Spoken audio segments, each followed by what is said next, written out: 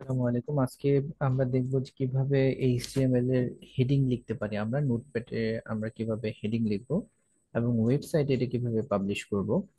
তো হেডিং যখন আমরা লিখবো তখন এই হেডিং গুলাই দেখা যাবে। টিল নাও এখন পর্যন্ত আমাদের এই ফাইলটা আছে এবং ফাইলটাতে আমরা কোনো ইনপুট দেইনি, জাস্ট শুধু কোড লিখেছি।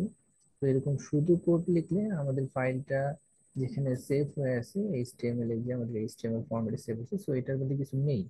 এটা পুরোটাই ব্ল্যাঙ্ক একটা ডকুমেন্ট হিসেবে সেভ আছে। আমরা এখানে হেডিং লিখবো। সো হেডিং লেখার জন্য আমাদেরকে এই বডির আন্ডারে এখানে গিয়ে আমরা একটা এন্টার বাটন প্রেস করবো, এখানে কিছু স্পেস নেবো এবং বডির আন্ডারে যে হেডিং সেটার জন্য আমরা একটু স্পেস দিয়ে নিচ্ছি যেন আমরা সহজে বুঝতে পারি যে হেডিংটা বডির আন্ডারে। তো সাধারণত এইচটিএমএল এর আমাদের 6টা হেডিং থাকে, H1 টু H6 পর্যন্ত। H1 সবচেয়ে বড় হেডিং, তারপরে 2 আর একটু ছোট, 3 আর একটু ছোট, এইভাবে 6 পর্যন্ত আসলে আস্তে আস্তে ছোট হতে থাকবে হেডিং গুলা। তো আমরা হেডিং কিভাবে লিখবো? হেডিং এর জন্য আমাদের ট্যাগ হলো H, এবং হেডিং 1 হলে H1, 2 হলে H2, 3 হলে H3, এইভাবে আসি। তো আমরা শিফট বাটন চেপে ধরে গ্রেটার দেন লেস দেন দিলাম এবং H1 দিচ্ছি।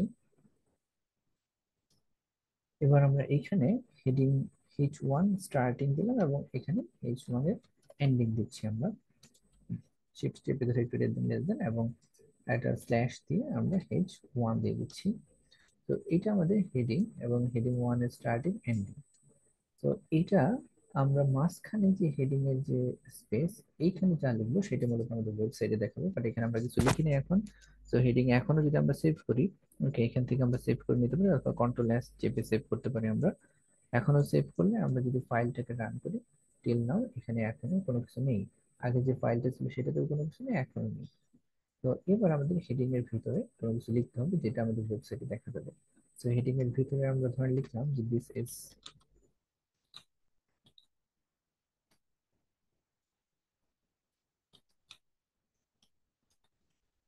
তো this is the HTML class. তো এই যে অংশটুকু, ব্ল্যাঙ্ক অংশটুকু আমরা হেডিং এর মাঝখানে লিখলাম, এইটা আমাদের ওয়েবসাইটে দেখা যাবে।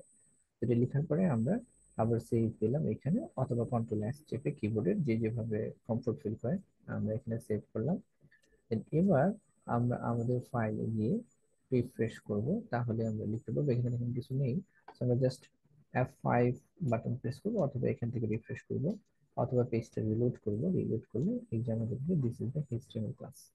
ওকে, সো এইভাবে আমরা প্রথম হেডিংটা লিখবো। ঠিক একইভাবে আমরা 6টা হেডিং এখানে লিখতে পারি। হেডিং 2, 3, 4, 5, 6, 7। একইভাবে সেম ওয়েতে আমরা হেডিং 2, হেডিং 3, হেডিং 4, H2, আমরা সেম একই এইভাবে একই জিনিস লিখবো। তো এটা জাস্ট আমরা কপি করে নিলাম, লাইনটা কপি করে জাস্ট পেস্ট করতেছি।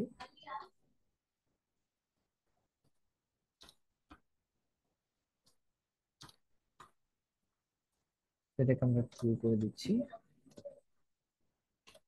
এটা টু এন্ডিং, এটা থ্রি, থ্রিটার এন্ডিং এটা,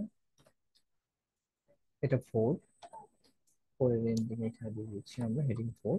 heading five, heading five, heading five এর এন্ডিং, এবং heading six, heading six, six এর এন্ডিং। এবার কন্ট্রোল এস অথবা আমরা এখানে সেভ করে নিতে পারি। এবার আমরা ব্রাউজার ওপেন করে আমরা রিলোড দেবো পেজটা। সো হেডিং 1 2 3 4 5 6, 6টা হেডিং এখানে অ্যাড হয়ে গেল। এইভাবে আমরা হেডিং গুলো ক্রিয়েট করতে পারি এইচটিএমএল দিয়ে।